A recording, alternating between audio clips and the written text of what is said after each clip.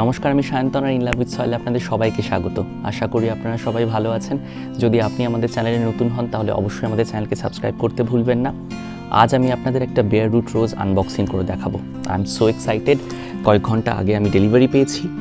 এখন মোটামুটি 5:30 বাজে, একটু পরেই সন্ধে হয়ে যাবে। সেই জন্য আমি আজই এটা আনবক্সিং করে আপনাদের দেখাতে চাই এবং আমি আনবক্সিং করার পর কী করে গাছ বসাবো সে বিষয়ে আপনাদের একটা ওভারঅল ভিউ দেবো। কাজেই পুরো ভিডিওটা অবশ্যই মন দিয়ে দেখবেন। আপাতত এখন আনবক্সিং করে নিয়ে চলুন শুরু করি।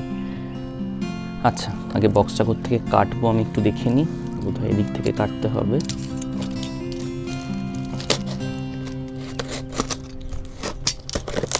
আশা করি গাছটা ভালো অবস্থায় আছে।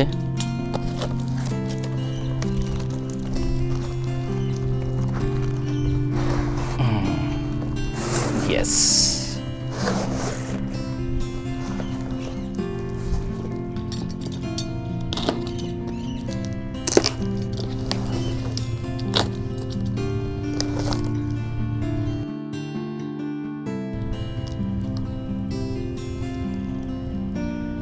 ফুল হওয়া অবস্থায় পাঠিয়েছে।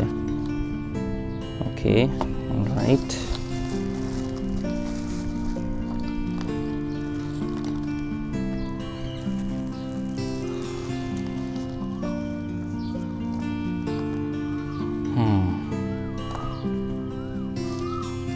খুব খারাপ অবস্থায় নেই।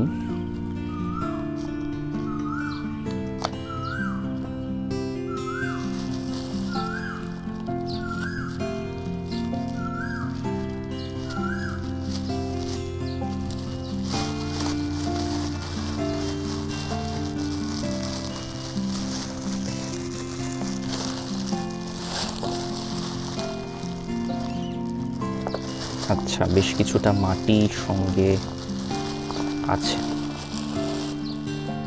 কিন্তু এই মাটিগুলো তো ঝরিয়ে ফেলতে হবে মনে হচ্ছে। এই গোলাপটার নাম হচ্ছে ফ্লাওয়ার কার্পেট কোরাল রোজ। ইয়েস, কিছু ডালপালা ভেঙে গেছে, সেগুলোকে একটু কেটে ফেলতে হবে।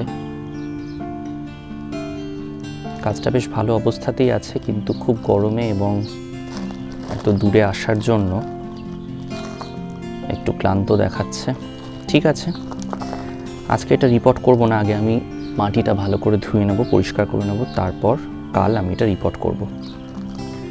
গতকাল ভালো মতো শিকড় ধুয়ে রেখে দিয়েছিলাম, আজ গাছটা বসাবো। পাতাগুলো দেখে মনে হচ্ছে সবই আস্তে আস্তে ঝরে পড়ে যাবে। খুব একটা ভালো অবস্থায় নেই, শুকিয়ে গেছে পাতাগুলো। খেয়াল করে দেখুন, আমি শিকড়টাকে প্লাস্টিকের মধ্যে র্যাপ করে রেখেছি। তার কারণ যাতে শিকড় ডিহাইড্রেটেড না হয়ে যায় বা আর্দ্রতা হারিয়ে না ফেলে, সেই জন্য এরকমভাবে শিকড় রাখতে হয়েছে। আপনি যখন বেয়ার রুট রোজ বসাবেন তখন অবশ্যই চেষ্টা করবেন শিকড় ভালো মতো আগে থেকে হাইড্রেটেড করে রাখতে। দরকার হলে ভালো মতো জল স্প্রে করবেন, বা আপনি চাইলে সারা রাত জলে ডুবিয়ে রাখতে পারেন। আমি সারা রাত জলে ডুবিয়ে রাখিনি, ভালো মতো ধুয়ে প্লাস্টিকে র্যাপ করে রেখেছিলাম যাতে আর্দ্রতা না হারায়। এবার একটুখানি জল স্প্রে করে নেব বসানোর আগে, যাতে শিকড়গুলো ভালো মতো ভিজে যায়।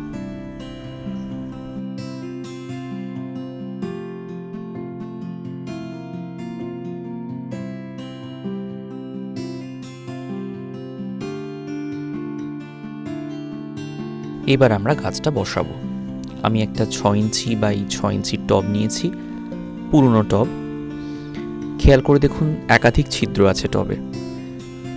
ছিদ্র থাকাটা কিন্তু অত্যন্ত প্রয়োজনীয় যখন আপনি গোলাপ গাছ বসাচ্ছেন। এটা যে কোনো গাছের জন্যই অ্যাপ্লিকেবল, কিন্তু গোলাপের জন্য বিশেষভাবে মনে রাখবেন। ছিদ্র দুটো ঢেকে দেওয়ার জন্য দুটো খোলামকুচি নিচ্ছি। আপনি যখন বেয়ার রুট রোজ বসাচ্ছেন তখন সবসময় চেষ্টা করবেন খুব বড় টব না নিতে, বিশেষ করে আপনি যখন গরমকালে গাছ বসাচ্ছেন। এবার মাটি দিয়ে টবের কিছুটা অংশ আগে ভরে নেব।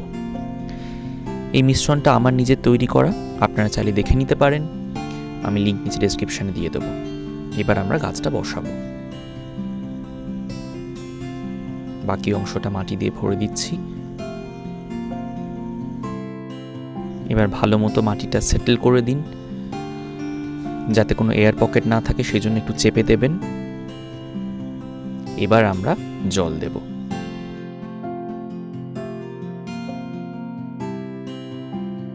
নতুন গাছ যখন আপনি বসাচ্ছেন তখন সবসময় চেষ্টা করবেন থারলি ওয়াটারিং করতে, যাতে মাটি সমানভাবে ভিজে যায় সেরকম ব্যবস্থা আপনাকে করতে হবে। আপনি ততক্ষণ জল দেবেন যতক্ষণ না পর্যন্ত টবের নিচ থেকে জল বেরিয়ে যাচ্ছে। ভালো মতো জল দিয়ে পুরো মাটিটাকে ভিজিয়ে দেবেন।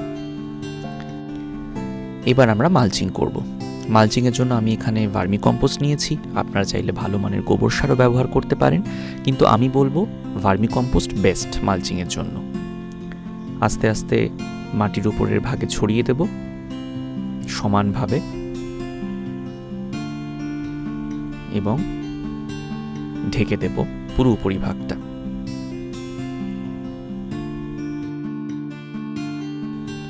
এবার ভালো মতো জল স্প্রে করব যাতে কম্পোস্টটা সেটেলড হয়ে যায়।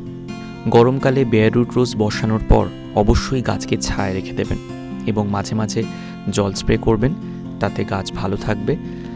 রাত্রিবেলা চেষ্টা করবেন খোলা আকাশের তলায় রাখতে, আর দিনের বেলা যেখানে ঠান্ডা আছে কম্পারেটিভলি সেরকম জায়গায় রাখুন। কখনোই সরাসরি আলো লাগতে দেবেন না। নতুন পাতা বেরোনোর পর আস্তে আস্তে ভোরের দিকের আলো দেবেন এবং তারপরে ধীরে ধীরে আলোর পরিমাণটা বাড়াবেন, তাহলেই দেখবেন গাছ ভালো থাকছে। ঠিক 16 দিন পর আপনাদের আপডেট দিচ্ছি। দেখুন গাছ কি সুন্দর বেড়ে উঠেছে, নতুন ডালপালা বেরোতে শুরু করেছে, নতুন পাতা বেরোচ্ছে। এটা সম্ভবত না যদি না সাইক্লোন ইয়াসের পরোক্ষ প্রভাবে কলকাতার বৃষ্টি আসতো, কারণ সাইক্লোন ইয়াসের পরোক্ষ প্রভাবেই এই গাছ বসানোর পরবর্তী 10 দিন ভয়ঙ্কর ওয়েদার সিস্টেম আমাদের ফেস করতে হয়েছে।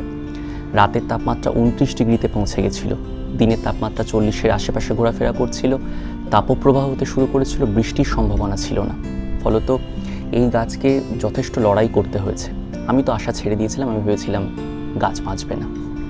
যাই হোক, গাছ বেঁচে গেল।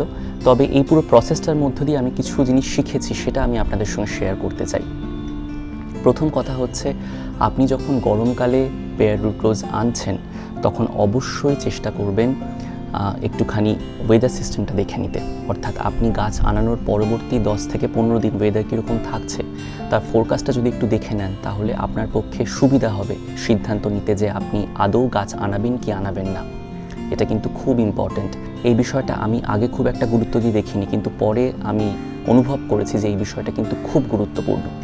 পরবর্তী কথা হচ্ছে, আপনি যখন বেয়ার রুট রোজ আনাচ্ছেন বা অর্ডার দিচ্ছেন তখন অবশ্যই চেষ্টা করুন ওন রুটেড রোজ আনানোর। গ্রাফটেড এবং একই সঙ্গে বেয়ার রুটেড রোজ না আনাই ভালো, কারণ ওন রুটেড রোজরা কিন্তু যথেষ্ট কষ্ট সহিষ্ণু হয়, তারা লড়াই করতে পারে, তারা কিন্তু দুর্বল হয় না, তারা যথেষ্ট অ্যাডাপটিভ হয়। যে কোনো ক্লাইমেট কন্ডিশনের সঙ্গে তারা খুব সহজেই কিন্তু অ্যাডাপ্ট করতে পারে। কাজেই এই বিষয়টা একটুখানি খেয়াল রাখবেন। আপনি যদি বেয়ার রুট রোজ অর্ডার দিতে চান তাহলে অবশ্যই চেষ্টা করবেন own rooted bare root rose order দিতে। আচ্ছা, গাছ তো আপনি নিশ্চয়ই খেয়াল করে দেখছেন যে বেশ ছোট হয়ে গেছে। তার কারণ আমি গাছ বসানোর পরে যাতে গাছে এনার্জি খুব একটা খরচ করতে না হয় গাছকে ওরকম ভয়ঙ্কর গরমে, সেই জন্য আমি গাছের ডালপালা ছেঁটে দিয়েছিলাম, কিন্তু তারপরেও ডালপালা শুকোতে শুরু করেছে। আমি এখন সেগুলো কাটবো না, আমি বেশ কয়েকদিন পরে গাছ যখন আরেকটু ভালো মতো বেড়ে উঠবে তখন আমি কেটে দেবো। আপনি যখন ওয়েবসাইট থেকে গোলাপ আনাচ্ছেন, যে কোনো ওয়েবসাইট থেকে আপনি যখন গোলাপ অর্ডার দিচ্ছেন তখন অবশ্যই আপনি যে ভ্যারাইটির গোলাপ অর্ডার দিচ্ছেন সে সম্পর্কে একটু স্টাডি করে নেবেন। এটা খুব গুরুত্বপূর্ণ, কারণ সেই গোলাপ কিভাবে বেড়ে উঠছে, সেই গোলাপ আপনার ওয়েদার সিস্টেমের সঙ্গে আদৌ খাপ খাইয়ে নিতে পারবে কি না সেগুলো কিন্তু জানাটা খুব প্রয়োজন। যদিও ভালো কোনো ওয়েবসাইট যে কোনো গাছ সম্পর্কে যাবতীয় ইনফরমেশান দিয়ে দেয়, কিন্তু তবুও বলবো গুগল সার্চ করে নেওয়া একটু ভালো। তাহলে আপনি শিওর থাকবেন বা কনফিডেন্ট থাকবেন যে এই গোলাপটা বা স্পেসিফিক্যালি এই প্রজাতির গোলাপটা আপনি বড় করতে পারবেন আপনার এলাকাতে। তো এই ছোটোখাটো কিছু বিষয় নিয়ে আপনাদের সঙ্গে আলোচনা করার ছিল। অবশ্যই বেয়ার রুট রোজ নিয়ে আসুন, বসান, কারণ গরমকাল প্রায় শেষের পথে, বর্ষা আসছে।